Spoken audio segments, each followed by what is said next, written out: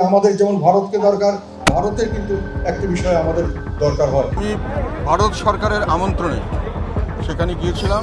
আমি শহীদ কর্নেল কুদ্রতিলাহি সন্তান। একটি ছবি, আর তাতেই ঘুম হারাম হয়ে গেল জাতীয় পার্টির চেয়ারম্যান জিএম কাদেরের। ইসলামাবাদের দূতের সাথে এক নৈশ ভোজের ছবি যে দিল্লির মসনদে এতটা কম্পন ধরিয়ে দিবে তা হয়তো তিনি কল্পনাও করেননি। কিন্তু যখন ভারতীয় হাইকমিশন থেকে সেই শীতল বার্তাটি এলো, তখন সব হিসাব নিকাশ পাল্টে গেল। বার্তাটি ছিল সংক্ষিপ্ত, কিন্তু তার ভেতরে লুকিয়ে ছিল এক অদৃশ্য প্রভুর কড়া নির্দেশ। স্যার, ব্যাপারটা আমাদের দেশে গুরুতরভাবে নোট করা হয়েছে, বাকিটা আপনার সিদ্ধান্ত। ব্যাস, এই একটি বাক্যই যথেষ্ট ছিল। জিএম কাদেরের তথাকথিত সিদ্ধান্ত নিতে এক মুহূর্ত দেরি হলো না। এই গল্পের শুরুটা হয়েছিল বিদেশে থাকা প্রবাসীদের টাকার লোভ দিয়ে। বাংলাদেশের আইনকে বুড়ো আঙ্গুল দেখিয়ে জাতীয় পার্টি খুলে বসেছিল বিদেশের শাখা প্রশাখা। উদ্দেশ্য একটাই, অনুদান। সেই টাকার লোভে দলের নেতারা যখন বিদেশে কমিটি বিক্রির খেলায় মক্ত, তখন জিএম কাদেরের দরকার ছিল এক বিশ্বস্ত মুখ। সেই মুখটি ছিল তার নাতি আইনজীবী ও শিক্ষক সাকিব রহমান। দায়িত্ব ছিল দুটি, বিদেশের কমিটিগুলোকে শৃঙ্খলায় আনা আর ঢাকার কূটনৈতিক মিশনের সাথে যোগাযোগ রাখা।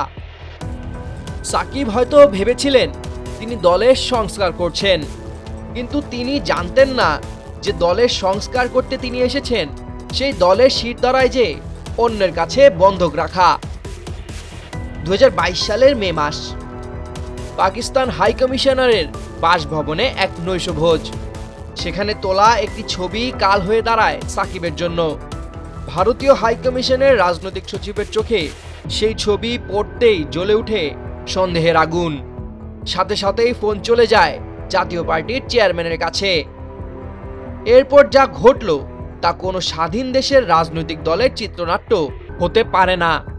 জিএম কাদের তার নিজের নাতি দলের আন্তর্জাতিক সম্পাদককে ডেকে বলেন, তোমাকে সরাতে হবে, কারণ কারণ দিল্লির প্রভুরা অসন্তুষ্ট। সাকিব রহমানকে শুধু পদ থেকেই সরানো হলো না, দলের ওয়েবসাইট, আইটি সিস্টেম থেকে তার নাম মুছে ফেলা হলো, যেন তিনি কখনো দলে ছিলেনই না। সবচেয়ে বড় প্রহসনটি ঘটে এরপর। যে সাকিবকে বহিষ্কার করা হলো তাকে কোনোদিনও সেই বহিষ্কারের চিঠি দেখানো হয়নি, কিন্তু সেই চিঠি অতি যত্ন সহকারে দেখানো হয়েছিল ভারতের কূটনীতিককে, তার প্রভুদের সন্তুষ্টির জন্য। এই নাটক এখানেই শেষ নয়। 10 মাস পর যখন কাদের আবার সাকিবকে দলে ফেরানোর চেষ্টা করেন, তখন 24 ঘন্টার মধ্যেই সেই সিদ্ধান্ত প্রত্যাহার করে নেন। কারণ ভারতীয় হাইকমিশনের আবারও আপত্তি। সাকিব রহমানের এই অভিজ্ঞতা কোনো ব্যক্তিগত আক্রোশের গল্প নয়, এটি একটি দেশের অন্যতম প্রধান রাজনৈতিক দলের সার্বভৌমত্বহীনতার এক লজ্জাজনক দলিল বলেই বিশ্লেষকদের মত। সাকিব রহমানের নেত্র নিউজকে দেওয়া এই বর্ণনা দিচ্ছে নানা প্রশ্নের জন্ম। যে দল বিদেশের টাকায় চলার জন্য আইন ভাঙে, যে দলের চেয়ারম্যান বিদেশের এক দূতের কথায় নিজের দলের নেতাকে ছুঁড়ে ফেলে দেয়, সে দল কি আদৌ বাংলাদেশের মানুষকে প্রতিনিধিত্ব করে?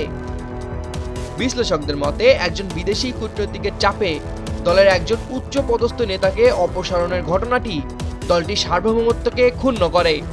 এই ঘটনা প্রমাণ করে জাতীয় পার্টি কি দিল্লির প্রভাব বলয় থেকে বেরিয়ে এসে একটি স্বাধীন রাজনৈতিক শক্তি হিসেবে আত্মপ্রকাশ করতে পারবে, নাকি এটি একটি বৃহৎ শক্তির ভূ রাজনৈতিক খেলার অংশ হয়েই থাকবে।